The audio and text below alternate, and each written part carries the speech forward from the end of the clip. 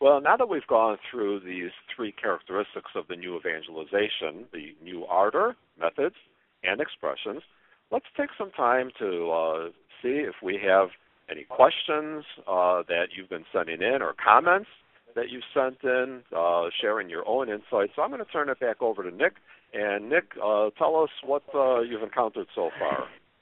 Oh, we have a couple of questions. A couple of people started asking questions when we were discussing technology, saying, how can you really get started when you're teaching in a school building that has a strong firewall or doesn't have Wi-Fi because you're in a cinder block building that was built many, many moons ago, or you're working in a shared space where you don't have a lot of time to get things set up. How do you get started integrating more technology into those tough situations? Good question, and I have a thought, Nick, and maybe you have a thought from your own experience too.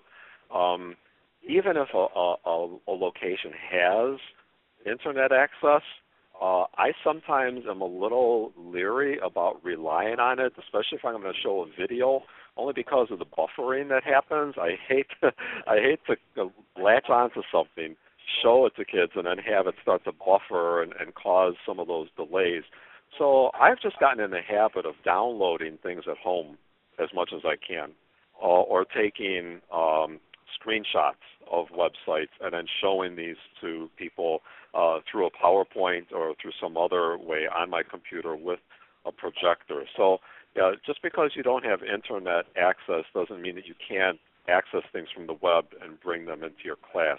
How would you respond to that, Nick? I agree with you, Joe, and the screenshots and having things prepared ahead of time is key. It's not fun to have a lesson plan that centers on a website that you find out just got blocked by a firewall. Another thing you can do is if your DRE has access to parents' emails, is you can prepare a list of links to have the DRE email out to the kids' parents for them to view at home and on their own time. So using sort of different ways to get them access to that same information at home, just sort of acting as the curator. That's a great image. John Roberto uses that phrase. He talks about being curators of information. I think that catechists need to do that more and more. So do your research ahead of time. Bring in websites that even if you can't access during class, you'll have an opportunity to tell the young people about, to send home to parents, send links, and tell them to access these on their own.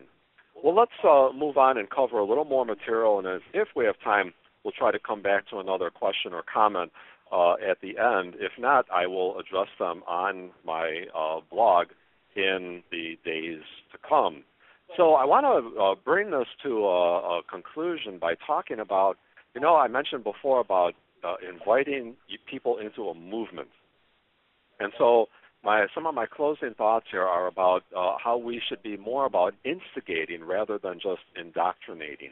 The bottom line is that a new catechesis for a new evangelization needs to be about just that, instigating rather than indoctrinating. As we move toward the home stretch of the webinar, I'd like to share some general strategies for evangelizing. These are proven to be effective at instigating or prompting people to take action. And I'm going to share them with you first, and then at the end of the list, I'm going to reveal the source of these strategies, and I believe you may be surprised at the source.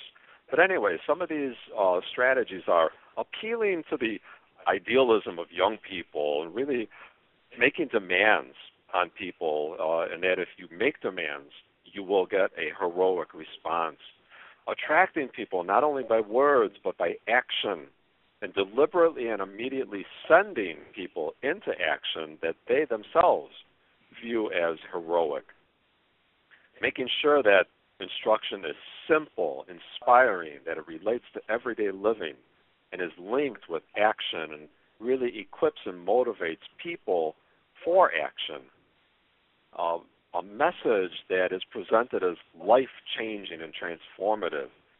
We need to convince people that they can contribute to changing the world and, in particular, alleviating human suffering and addressing real needs. Some more strategies. We need to make effective use of small groups to bring people a sense of belonging and unity. We need to be more relational in our ministerial efforts and to utilize every technique and medium that's available. We need to be sure that we're not bashing people. Instead of trying to prove others wrong, we need to seek to find a point of contact with them and then try to build on the area of sympathetic interest and agreement. We need to bring people to the conclusion that you and those above you in the organization really and truly care and are authentic. You identify with those to whom you preach. And then finally, we need to be developing leaders.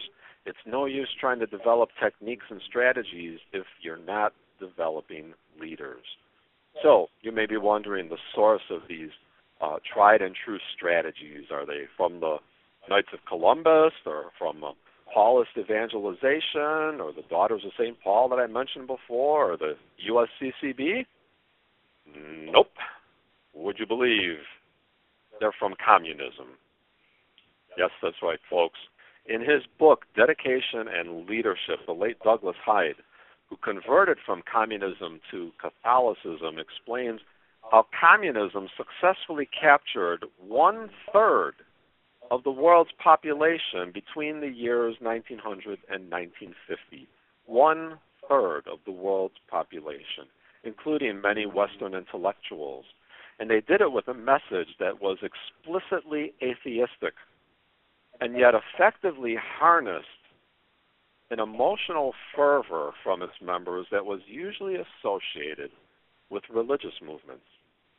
Douglas Hyde insisted that it was not communism's ideas that appealed to people, but rather what people saw, whether right or wrong, what people saw as the moral fervor of the members of the Communist Party as they swung into action to defend the rights of the downtrodden.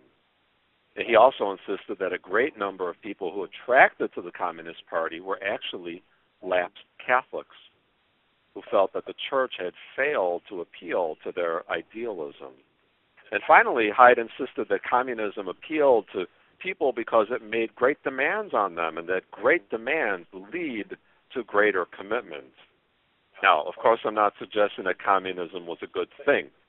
Don't be writing letters to Loyola Press about Joe the Communist. Ultimately, communism failed because its creed, what it believed in, was totally bankrupt. The point is, communism employed strategies that were effective. And Douglas Hyde, who came to believe that communism was essentially evil, said that he left the Communist Party believing that, in fact, the communists were right in some respects. I still believe that they are right when, for example, they say that there is a great battle going on all over the world, that in the final analysis, regardless of all appearances to the contrary, that battle is won for men's hearts and minds and souls. And I believe that they are right when they say that that battle is being fought in every country of the world, and therefore it involves the whole of mankind. I believe that they are right, too, when they say that the outcome of that battle is almost certainly going to be decided in the lifetime of people who are living now. And he says this is a turning point in our history.